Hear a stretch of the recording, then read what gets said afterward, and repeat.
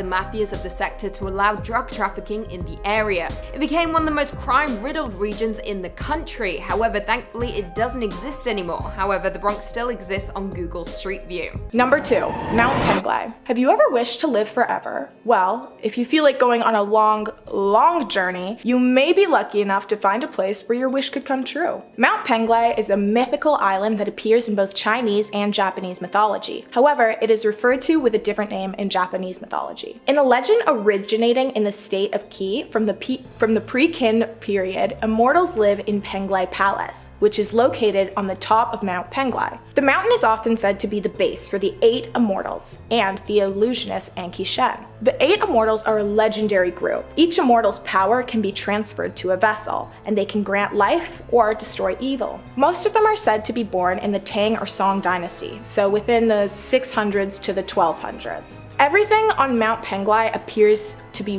white, while its palaces are made from gold and silver, and jewels grow on trees. The winters aren't harsh and grueling because they don't exist there. The food is abundant and life is without agony. There are fruits on the island that can heal any ailment, grant eternal youth, and even resurrect the dead. Qin Shi Huang, in search of the elixir of life, tried many times to locate the mythical Mount Penglai, but he never succeeded. Legends say that one servant had been sent to find the island, found Japan instead, and named Mount Fuji as Penglai. Small mistake on his part, I guess. I just couldn't stop imagining him returning to everyone and leading this long expedition to what he thinks is Mount Penglai, and then upon arrival everyone's just like, dude, that's literally Mount Fuji.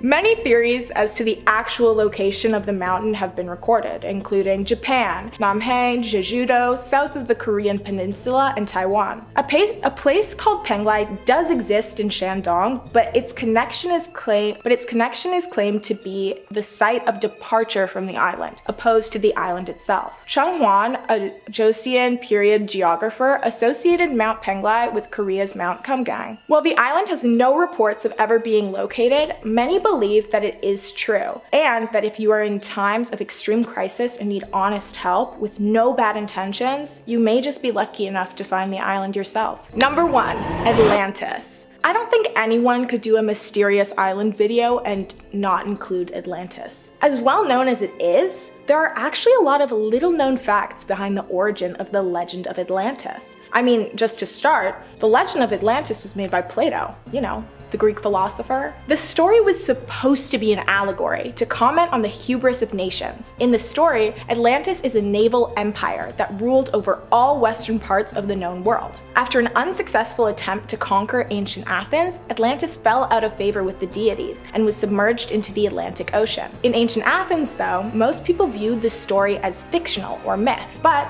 some people actually believed it. Though Plato's work was not to be taken literally, many writers in the Renaissance era wrote stories of Atlantis, which were, by some, taken literally. In the 1800s, scholars misinterpreted Plato's narrative as a historical tradition. They also thought that Plato was telling a historically accurate story, and hence the legend of the lost city, Atlantis, was popularized. In the 1st century, Jewish philosopher Philo wrote of the destruction of Atlantis in his On the Eternity of the World. Allegedly citing another philosopher, Philo wrote, "And the island of Atlantis, which was greater than Africa and Asia, as Plato says in the Timaeus, in one day and night was overwhelmed beneath the sea in consequence of an extraordinary earthquake and inundation, and suddenly disappeared, becoming sea, not indeed navigable, but full of gulfs and gulfs and eddies." Many early Christian writers also wrote of Atlantis, but they had differing opinions as to whether the story was true or not. Some believed that the island was real and was the size of Libya or Asia. Others believed that it was an untrustworthy myth made by pagans. Some of those who did believe it existed actually blamed its destruction on the pagans. The confusion of whether the island was real or not continued for a very long time. Cartographers in the 1600s would often include Atlantis on maps. Though the position would often change,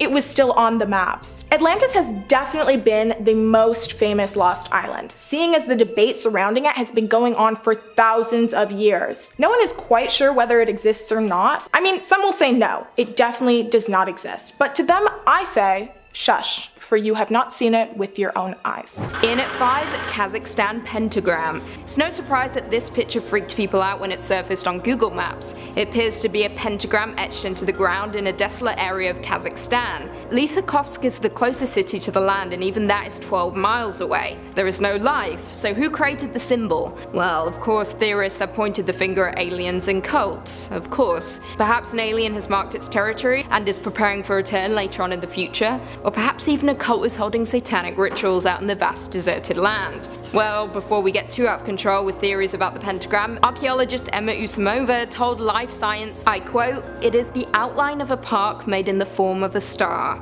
Boo. No fun, Emma.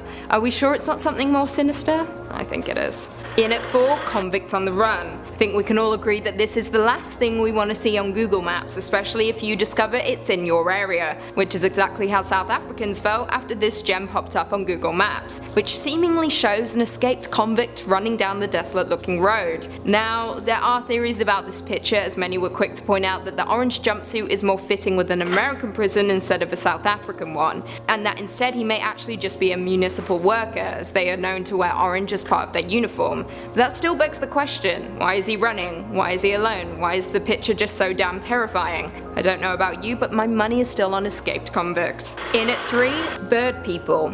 Oh great, a cult. But even worse, a bird cult. This picture was taken on the sidewalk of a canal in western Tokyo, and it seemingly shows a group of people lined up like psychopaths, wearing bird masks. Worse yet, pigeon masks. Now, it's likely that this was just a prank played on the Google streetcar by students of the nearby Musashino Art University, but if you ask me, that is quite the elaborate prank. How did they know the Google car would be there? Did they always carry the pigeon head around with them? Did they have to run home to grab them? Did they make the Google car wait so they could snap the epic shot? Or have they been standing there for days, waiting, hoping someone would eventually come along?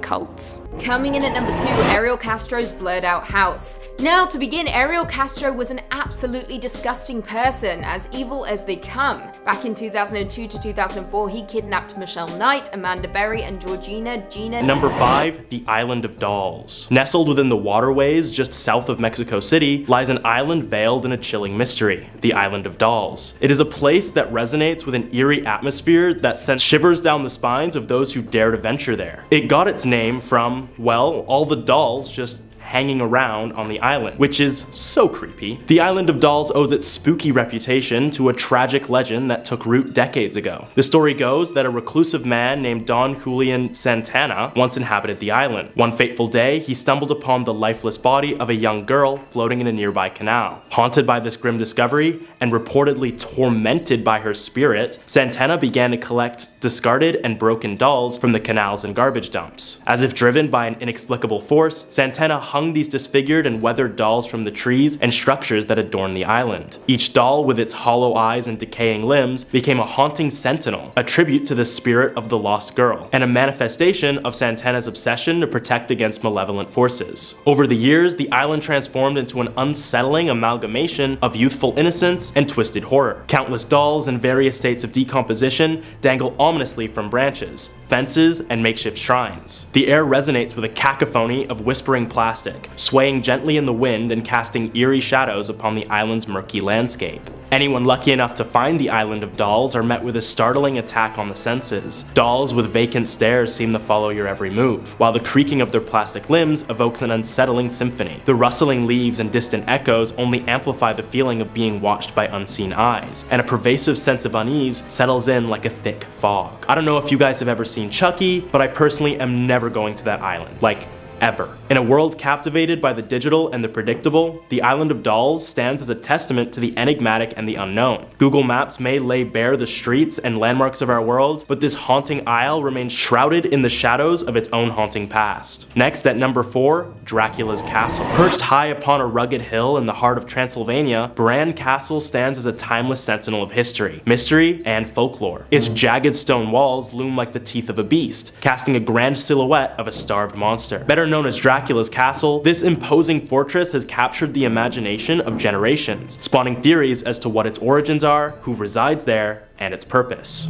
Built in the 14th century, Dracula's castle's grim purpose was shrouded in secrecy, its shadowy corridors echoing with whispered tales of unspeakable horrors. Within its heart, a labyrinth of cryptic chambers and chilling catacombs await, a realm where time has danced to a different rhythm, and where the line between reality and the supernatural is irrevocably blurred. A macabre masterpiece of Gothic architecture, Bran Castle's towering spires and ominous battlements seem to claw at the heavens, a testament to the power and the darkness that thrives within. As one ventures deeper into its foreboding depths, portraits of ancestral lords and queens gaze down with eyes that follow your every move, their watchful presence hinting at an age-old pact with the undead. Legends whispered in hushed tones speak of secret passages that wind like serpents beneath the castle, hidden alcoves concealing the coffins of the immortal vampires who walk the night. Torchlight dances upon stone walls, casting eerie, dancing shadows that seem to writhe like restless spirits longing for release from their eternal rest. Outside, the moon cast an otherworldly glow upon the desolate landscape, illuminating the ancient cemetery that stretches before the castle's gates. Tombstones, worn with the passage of time, bear cryptic inscriptions that tell of the souls lost and lives extinguished in the name of an insatiable hunger. Within these walls, where the air is full with a scent of ancient evil, one can almost hear the whisper of cape against stone, the faint flutter of wings, and the soft, hypnotic cadence of a heartbeat that defies mortality. It is a place where the legend of Dracula breathes, where the boundary between life and death is a tenuous thread ready to snap at any moment. As the winds howl through the battlements and the moon casts its eerie glow upon the castle's spires, one can't help but feel that the veil between the worlds is at its thinnest here, and that the spirit of the vampire himself may still roam these halls, forever haunting those who dare to tread within the realm of Dracula's castle. At number 3, the Hanging Coffins. In the remote mountain town of Sagada, a chilling testament to ancient rituals and the enigma of death hangs suspended in the misty air. The Hanging Coffins of Sagada stand as a solemn testament to a practice shrouded in mystique, a sight that both fascinates and unnerves, embodying a profound connection between life, death, and the sacred. Seems to be a lot of hanging objects this episode. Nestled high upon limestone cliffs on the outskirts of the village, these eerie coffins defy gravity, seemingly tethered to the rock face by an otherworldly force. Their presence evokes a somber reminder of the Cordilleran traditions that have endured for generations, a tradition where the deceased are placed in coffins, often carved from hollowed out logs, and suspended on precipitous cliffs to bring them closer to the spirits and the heavens. Approaching this site, one can't help but feel a sense of reverence mixed with trepidation. The air is heavy with the weight of centuries, and the wind carries with it echoes of ancient chants and prayers. The coffins, swaying gently in the breeze, serve as a poignant reminder of the fragility of existence. Reminder that even in death, our connection to the world endures. The cliffside cemetery stands as a silent congregation of souls, each coffin etching a story of a life once lived, a tale that becomes intertwined with the very landscape that cradles them. It's a sight that ignites the imagination, prompting thoughts of the rituals, beliefs, and ceremonies that once accompanied these solemn placements. As the sun sets over the horizon, casting an amber glow upon the hanging coffins, one can almost feel the spirits of the departed drawing near, a presence that transcends reason. It's a place where the barrier between the living and the dead becomes tantalizingly thin, where the echoes of ages past resound like the ringing of a distant bell. In at 2, Alien. This disturbing and just downright baffling picture was snapped in Lorraine, France by a Google streetcar. Now, either the picture is severely warped, or there is an alien residing in Lorraine unbeknownst to all its residents. Its legs are severely thin, and whoever it is seems to be suffering from an extreme case of malnutrition. But it's the head that is the most concerning. It's huge, unnaturally huge. It's either a frightening mask or, once again, an alien who seems to enjoy riding a bike. It also looks like there might be a cigarette hanging out of its mouth, but that's unconfirmed.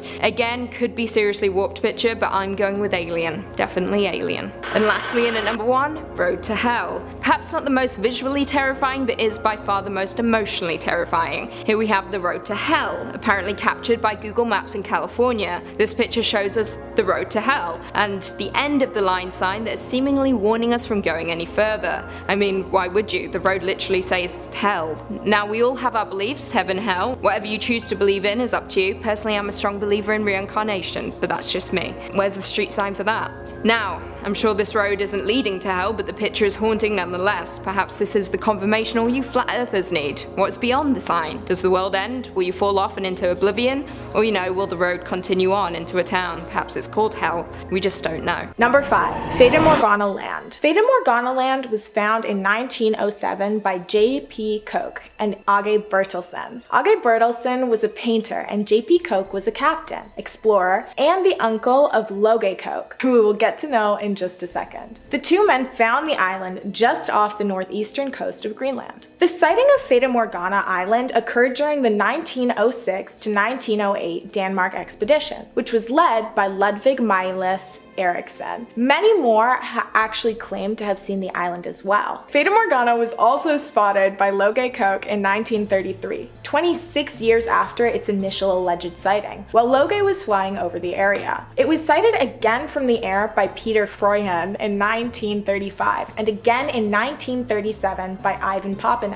As I said earlier, Loge Koch was the nephew of J.P. Loge was a Danish geographer and Arctic explorer, so it makes sense that his interest was piqued by this mysterious island. After Papinen's sighting, Loge began on a seaplane expedition starting in Svalbard in 1938 in the hopes of locating the evasive island. To join Loge on his journey was Captain Rudolf Meyer and operator Franz Prushoff. The men flew from Copenhagen to Kings Bay in Spitsbergen. They approached Greenland from all directions, but were still unable to spot the island. Now for the humorous naming of the island, Fata Morgana Land. A Fata Morgana is a complex form of superior mirage visible in a narrow band above the horizon. A superior mirage is created by a downward refraction of light as it passes through a temperature gradient, warm to cold. Essentially, it's an optical illusion, where an existing island is able to reflect an image of itself to a different location. It is also extremely common for this anomaly to occur in polar regions because the temperature change is vast enough to create a large refraction.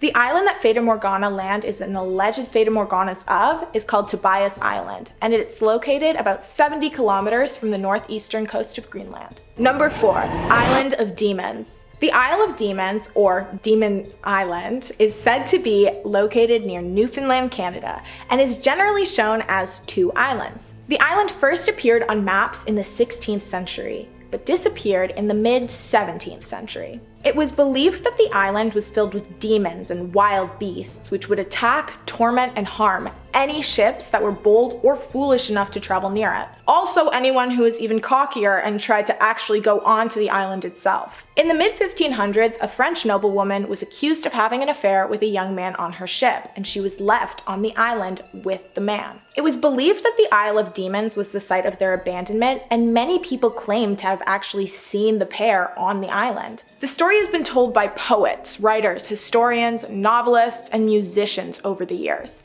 though no one is certain where the pair was actually left. It's now presumed that the pair was left on a different island, but no one knows for sure. The Isle of Demons first appeared on a map created by Johann Ruysch in 1508. It is possible that the island was mistaken for the older island Satanas, which was normally depicted as an island in the middle of the Atlantic Ocean. The Isle of Demons continued to appear on maps until Giacomo Gastaldi's 1556 map, where the island is called Isola dei Demoni and is shown as a very large island with flying demons on it. The island has since been declared a phantom island, as it has not been seen or mapped since Gastaldi. But legends of the island remain prominent, as people attempt to uncover the truth that lies within the mystery-riddled history. Number 3. Ernest Lagouve Reef. Located in the South Pacific, south of French Tuamotu Islands, and east of New Zealand, lies Ernest Lagouve Reef, and it's, well, a reef that seemingly doesn't exist.